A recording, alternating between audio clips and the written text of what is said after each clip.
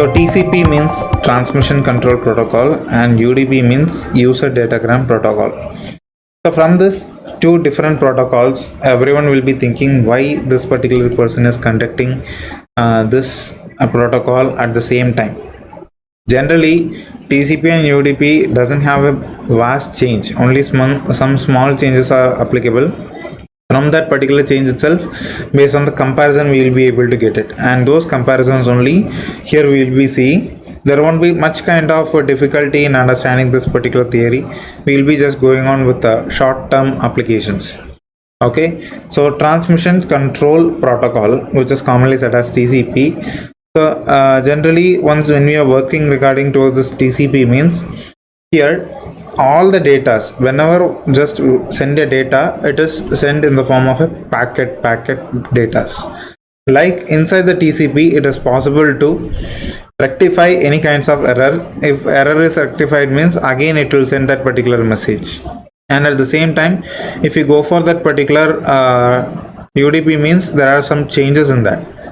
Okay, once when we start with the UDP means we will come to know the same thing inside the TCP. It is a little bit faster and also more secure while compared to other protocols.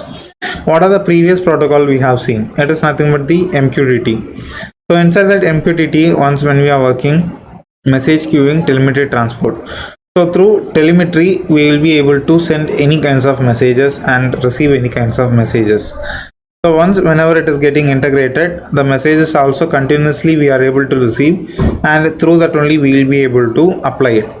But as per that particular MQTT, whatever we have seen, the broadcasting part, through TCP only we are able to receive that MQTT also. So therefore, through the transmission control, what is the purpose of transmission control means? To limit the transmission. So what is that limit means? Only one by one the data will be sent. So through that one by one data, whatever the sent is, that is obtained for the receiver. So from that particular receivers only, here we will be just integrating all these kinds of functions once when we are integrating towards the hardware. So today whatever the hardware we will be using, it is none other than our NodeMCU. NodeMCU is a separate controller with Wi-Fi. So each and every device whatever having the Wi-Fi or LAN port means they will be having their own IP address. So through that particular IP address we will be integrating towards a putty, and from that we will be able to get an wonderful kinds of implementation towards it. So that particular implementation only here we will be integrating over there. Now similarly, let's go for UDP. UDP means user datagram protocol.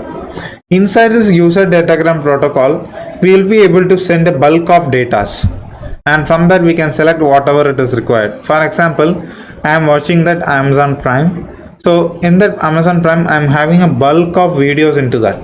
I am having the bulk of movies. So from that I am going to select only one which is required for me.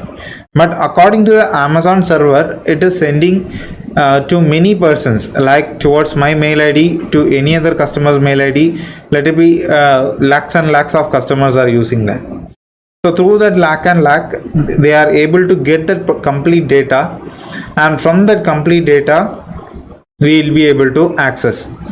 And inside this particular UDP itself, especially the example whatever I have given the Prime, inside that we can create some different users, and that users won't be colliding over there. If you are using the same user at the same time means you are supposed to view only either one device over here. So that is the restriction whichever the UDP is having.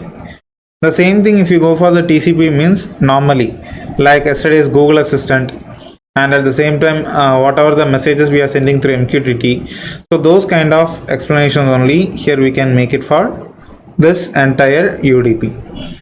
Inside this UDP we will be able to send the bulk of data, but in that bulk of data we won't be able to rectify any of the error. We won't be getting any kind of rectified error.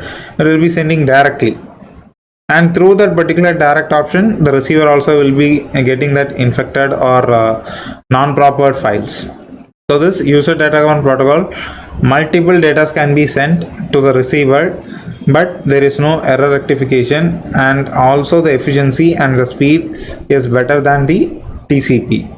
The only thing is, once when we compare towards it, the error rectification is not available. That makes a major drawback over here.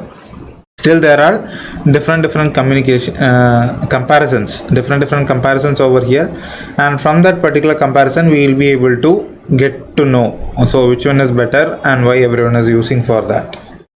Now if we go for the UDP, so here we are having that multiple clients connected towards the router. Okay, we can say that generally inside the office itself they will be connecting it to the Skype, or nowadays they are just conducting that online meets, especially towards the Teams or Google Meet, etc. So those people are the clients which are known as us, and we are connecting to their particular router. So the routers is nothing but our Wi-Fi router. So through that all the data will be shared.